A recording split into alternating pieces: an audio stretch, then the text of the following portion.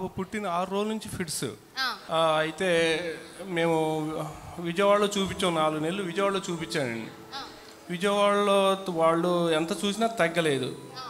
సరే కాడ నుంచి నేను సరే హైదరాబాద్లో చూపించానమ్మా. హైదరాబాద్లో నెలకి 9,000 రూపాయలు ఒక్కొక్క నెలకి డాక్టర్ గారు. హైదరాబాద్లో నెలకి 9,000 అండి. 9,000 ఫీజు కట్టి చూపించినా కూడా తర్వాత మే నెలలోకి వచ్చాక బాగా ఎక్కువైపోయింది బాగా ఫిట్స్. ఇక రోజుకి వచ్చేసి 6 సార్లు 7 సార్లు ఫిట్స్ రావటం. ఒక్కొక్క రోజు అయితే 13-14 సార్లు కూడా వచ్చేది. ఒక్కొక్క రోజు 13-14 సార్లు ఫిట్స్ వచ్చేది.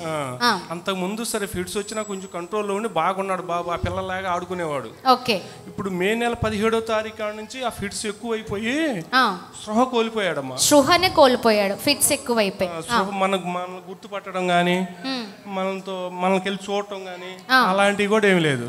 ఇప్పుడు మనం ఎన్ఆర్ఐలో చూపించినా కూడా మా వల్ల కాదన్నారు. ఇప్పుడు ఎయిమ్స్ లో చూపించేవాళ్ళం. అక్కడ దాదాపు ఒక 200 మంది డాక్టర్స్ ఉంటారు. వాళ్ళలో బ్రెయిన్ కి సంబంధించిన డాక్టర్స్ ఉన్నారు. వాళ్ళు మా వల్ల కాదని జాయిన్ చేసుకోలేదమ్మా. ఒక రోజు ఏమైందంటే ఇక అక్కడ ఎయిమ్స్ లో చూపించుకుందామని అక్కడికి వెళ్ళాం. 5 రోజులు జాయిన్ చేసుకుని చూపించుకొని ఆ క్యానల్తోనే ఇంటికి పంపించేశారు. ఇంటికి వచ్చి మళ్ళీ ఒక రోజు ఉండి తెల్లారికి బాబు ఆ రోజు పగులు 2 కాడ నుంచి తల ఎట్ట తిప్పటే మొత్తం పొద్దాగా, మళ్ళీ తెల్లారుజామున 5 వరకు అదే రకంగా తిప్పుతున్నాడు. మేము ఇక కారు వేసుకొని అక్కడికి వెళ్ళాం, అర్జెంట్కి వెళ్ళాలని చెప్పేసి. వెళ్ళి వాళ్ళని జాయిన్ చేసుకోండి, మా వల్ల కాదు, బాబు బతకడో, ఎక్కడికి వెళ్ళినా డాక్టర్స్ చూడలేకపోతూ ఉన్నారు, బాబు బతకడో, మా దగ్గర ఆయన కావాల్సిన అవి ఇన్సులేటర్లు అవి లేవు, మా వల్ల కాదని చెప్పారండి. సరే కాడ నుంచి ఇక ఏం చేయాలని ఇక కళ్ళ ఉండి నీళ్ళు వచ్చేస్తున్నాయి, బయటకు వచ్చేసాం. సూర్యుడు ఎట్ట తగదగ మెరిసిపోతా ఉన్నాడు అంతే. అయితే ఒకరోజు ఎక్కడి నుంచి మీరు సిస్టర్ ప్రార్థన చేశారమ్మా, ఎక్కడి నుంచి మర్చిపోయానమ్మా, సారీ. ఎక్కడి నుంచి మీరు ప్రార్థన చేసిన 15 రోజులు ఆగింది. ఈ 15 రోజుల్లో కూడా మేము ఒక్కసారి అయినా ఇక్కడికి రాలా, అది మా తప్పు, దేవుడి ముందు ఒప్పుకుంటున్నానమ్మా. నేను అనుకునేవాడిని ఇప్పుడు ఇక్కడ డాక్టర్ ఎంతమంది డాక్టర్లు చూస్తుంటేనే వల్ల కాదంటున్నారు, అక్కడికి వెళ్తే నయం అయిద్దని అనుకునేవాడిని. కానీ నేను కూడా 35 సంవత్సరాల నుంచి దేవుడిని నమ్ముకున్నాను. 35 సంవత్సరాల ముందు ఈ బాబు 32వ సంవత్సరం. ఈ బాబు నేను ప్రార్థనకి వెళ్ళాకే పుట్టాడు. కానీ నేను ఒక అల్ప విశ్వాసిని, నేను ఒప్పుకోవాలి ఈ జనం ముందు. ఈరోజు ఒక అల్ప విశ్వాసిని అమ్మ, నన్ను చూసి మీరు నేను ఒక అల్ప విశ్వాసిని. ఈ బిడ్డను చూసైనా నేను దేవుణ్ణి నమ్ముకోవాలా. అయినా కూడా ఇక ఆ తర్వాత నుంచి ఆ డాక్టర్ గారు అక్కడ వద్దన్నప్పుడు ఇక మేము ఆడ నుంచి ఏం చేసామంటే, ఇక తండ్రి నువ్వేమని చెయ్యి, నీ చిత్తం అయితే బతికిస్తే ఈ బిడ్డ ఇప్పుడు తీసుకెళ్ళి సేవకి ఇచ్చేయమన్నా ఇచ్చేస్తా, లేదంటే బిడ్డను పెంచి సేవకి ఇవ్వమన్నా ఇచ్చేస్తానని చెప్పి ఒప్పుకున్నా, మనసులో ఒప్పుకొని చెప్పి ఇక ఏం చేయాలని ఇక అట్లా బిడ్డను అట్ట చేతిలో పట్టుకొని అక్కడ నుంచున్నాం. ఇక సరే ఆ కార్ డ్రైవర్ అన్నాడు కదా, అన్న ఏం లేదు కానీ ఒక్కసారి ఎన్ఆర్ఐకి వెళ్ళి మనం అడుగుదాం, జాయిన్ చేసుకుంటారు, లేకపోతే ఆ తర్వాత సంగతి తర్వాత చూద్దామని చెప్పేసి అక్కడ ఎయిమ్స్ కాడ నుంచి ఎన్ఆర్ఐకి వెళ్ళాం. ఎన్ఆర్ఐకి వెళ్తే అప్పుడు వాళ్ళు కూడా మా వల్ల కాదంటే మా వల్ల కాదన్నారు. పాపం మేము తెల్లవారుజాము వెళ్ళాం కదా, అక్కడ ఒక మేడం గారు, డాక్టర్ అమ్మ గారు ఆ ఐసీలో పక్కన ఏదో రూమ్ ఉండి ఉంటుంది, ఆ రూమ్లో నిద్రపోయి ఇక మేము బయలుదేరి బాబుని తీసుకొని నేను బయటికి రాబోతున్నాను, ఆగండి అన్నారు. అయితే సరే వెనక తిరిగి చూసే ఈ మేడం గారు తెల్ల బట్టలు ఇక్కడికి ఎలా వచ్చారు, ఇప్పుడు ఎవరు చెప్తాను, అది కూడా చెప్పేస్తాను, ఈ ఒక్క మాట చెప్పేస్తాను. అయితే ఆ మేడం గారు ఏం చేశారంటే, మేము ఇక్కడ జాయిన్ చేసుకుంటామని చెప్పేసి అక్కడ జాయిన్ చేసుకుని బాబు కొంచెం కుదుట పడ్డాడు. ఇక ఆడ నుంచి ఇసరే ఎక్కడికే బాబు పర్లేదు, దాదాపు 30-40 రోజులు ఉన్నాం.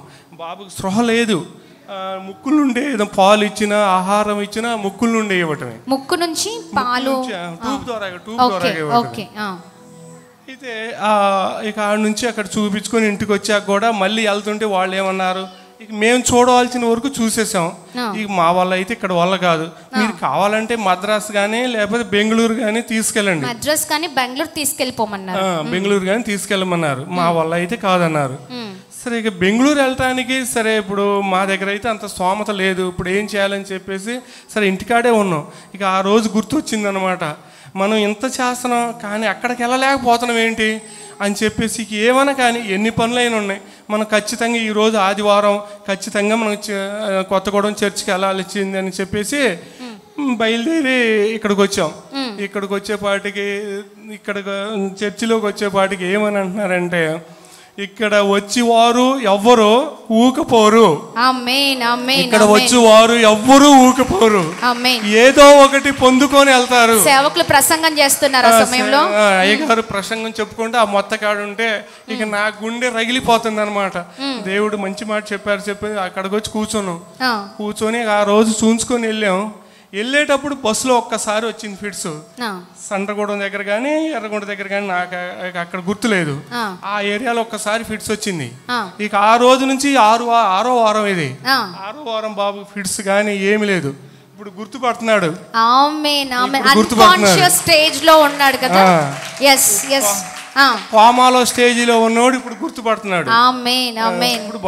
గట్టిగా చప్పట్లు కొడదామా, praise the lord, hallelujah.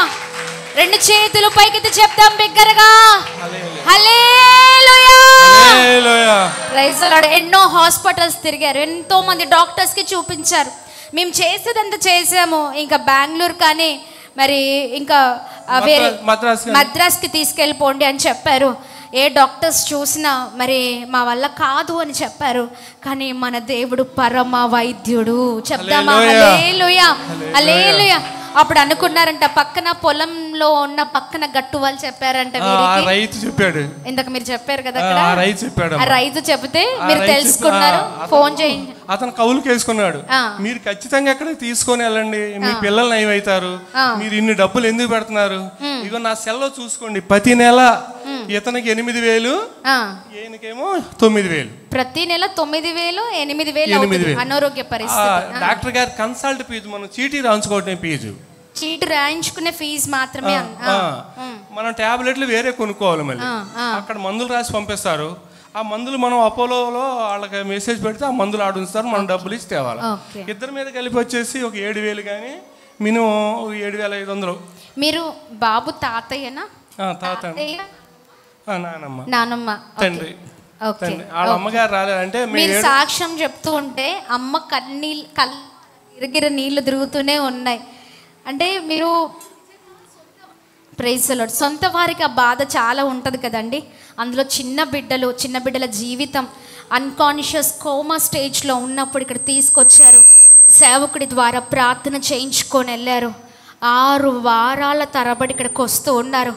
Complete unconscious stage నుంచి, అంటే గుర్తుపట్టలేని పరిస్థితిలో ఉన్న ఆ చిన్న బిడ్డ ఈ రోజున చూడగలుగుతూ ఉన్నాడు, గుర్తుపట్టగలుగుతూ ఉన్నాడు.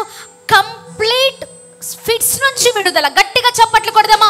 డాక్టర్స్ వల్ల కానివి నిశ్చయముగా దేవుడు ఇక్కడ మన మందిరంలో ప్రభు కార్యం చేస్తూ ఉన్నారండి. హల్లెలూయా. చెప్తాం, 2 చేతులు పైకెత్తి స్వస్థపరిచిన దేవునికి మహిమ కలుగును గాక. ఆమేన్, హల్లెలూయా, ప్రైజ్ ది లార్డ్. చిన్న బిడ్డలకి ఏమైనా తట్టుకోలేని పరిస్థితి తల్లిదండ్రులు కదా, నిజంగా బిడ్డకు మంచి ఆరోగ్యం ఇచ్చారు. ఒకసారి చేతులు చాపుదామా, చేతులు చాపి వీరి కొరకు ప్రార్థన చేద్దాం. అందుకనే 7 వారాలు కంప్లీట్, చాలా మంది ఇట్లా 7 వారాలు వస్తూ దీవించబడుతున్నారండి. ఆమ్లెట్ 7 ద్వారాలు అప్పవాది దొంగలించాడేమో, ఆ 7 ద్వారాలు మూయబడిన ద్వారాలు తెరవబడే స్థలం ఈ స్థలము. హల్లెలూయా, హల్లెలూయా, హల్లెలూయా. దొంగలించిన ద్వారాల నుంచి విడుదల. ఆమేన్. అపవాది కుయుక్తుల నుంచి విడుదల. ప్రార్థన చేద్దాం. తండ్రి, స్వస్థపరిచినందుకు స్తోత్రం, విడుదలనిచ్చినందుకు స్తోత్రం. ఈ కుమారుడు నీ కొరకు బ్రతుకునుగాక. తన సాక్ష్యము ద్వారా అనేక మంది నడిపించబడాలి. తన సాక్ష్యము ద్వారా ఈ కుమారుడు, చిన్న కుమారుడి సాక్ష్యము ద్వారా ఈ బిడ్డ జీవితమే అద్భుతంగా మార్చబడాలి ప్రభా. వీరి సాక్ష్యము ద్వారా అనేక మంది ప్రభ, త్రాగుబోతులు, యవనస్తులు, భయంకరమైన వ్యసనానికి బానిస అయిన వారు, అయా భయంకరమైన బంధకాల్లో చిక్కబడి ఉన్న వారికి విడుదల కలుగును గాక. నిలబెట్టని, ఇంకను మంచి ఆరోగ్యం, క్షేమాన్ని కలగచేస్తూ ఈ బిడ్డలను దీవించమని యేసు నామములో అడుగుతున్నాం తండ్రి. ఆమేన్ ఆమేన్ ఆమేన్. గట్టిగా చప్పట్లు కొడదామా? 2 చేతుల పైకెత్తి చెప్దాం బిగ్గరగా హల్లెలూయా హల్లెలూయా హల్లెలూయా. చాలా సంతోషం అండి. God bless you. God bless. చాలా సంతోషం. Praise the Lord. అమ్మ ధైర్యంగా ఉండండి. God bless you. Praise the Lord. కూర్చో. Praise the Lord. హల్లెలూయా.